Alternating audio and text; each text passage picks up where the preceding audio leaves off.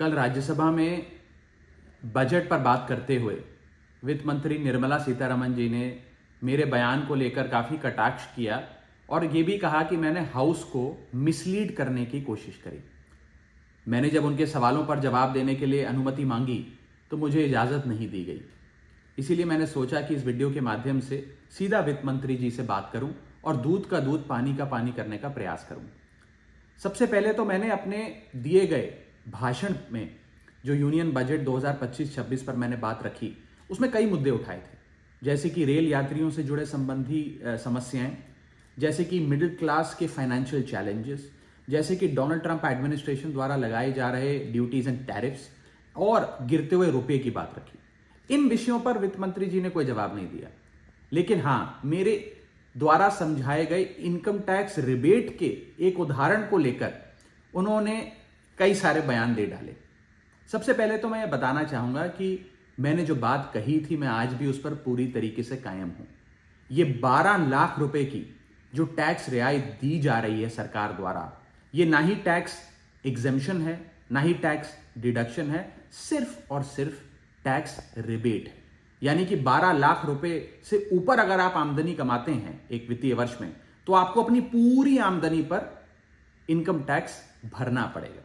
मेरे इस कॉन्सेप्ट को समझाने के लिए दिए गए उदाहरण को वित्त मंत्री जी ने टेक्निकली उसे उलझाने का प्रयास किया, उसमें मार्जिनल टैक्स रिलीफ का कॉन्सेप्ट जोड़कर यह सिद्ध करने की कोशिश करी कि मेरा उदाहरण गलत था।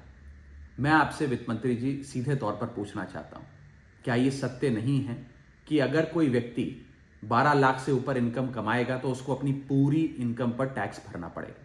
चलिए, मार्जिनल टैक्स रिलीफ 1275 तक आप दे रही हैं। आप मुझे यह बताइए कि अगर एक व्यक्ति 13 लाख रुपए 13 लाख रुपीज एक वित्तीय वर्ष में कमाता है तो उसे अपने पूरे 13 लाख की आमदनी पर अपने स्लैब अनुसार इनकम टैक्स देना पड़ेगा कि नहीं देना पड़ेगा, या 13 लाख माइनस 12 लाख की टैक्स रिबेट 1 लाख पर देना पड़ेगा? सही जवाब है कि उसे पूरे 13 के 13 पर इनकम टैक्स भरना पड़ेगा। मान लीजिए कोई शख्स 12,76,000 रुपए कमाता है साल का, तो उसे पूरे 12,76,000 पे इनकम टैक्स भरना पड़ेगा, ना कि मात्र 76,000 रुपए जो उसने 12 लाख रुपए के ऊपर कमाया। यह टैक्स रिबेट का कॉन्सेप्ट समझाने के लिए मैंने एक उदाहरण दिया था और मैं आज भी उस पर कायम हूं कि 12 लाख रुपए से यदि 1 रुपया भी आप फालतू कमाते हैं तो आपको अपनी पूरी इनकम पर इनकम टैक्स देना पड़ेगा।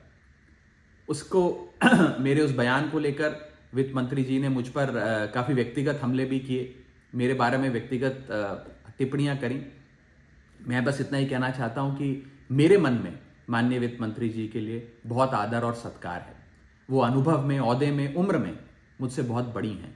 मेरा बस इतना ही कहना है कि आगे से मुझे उम्मीद है कि वित्त मंत्री जी इस प्रकार के व्यक्तिगत बयानों से बचेंगी और सिंपल टैक्स कॉन्सेप्ट्स लाने के लिए जो उदाहरण दिए गए हैं उनको टेक्निकली तोड़ मरोड़ के जनता के सामने प्रस्तुत करने का प्रयास नहीं करेंगी।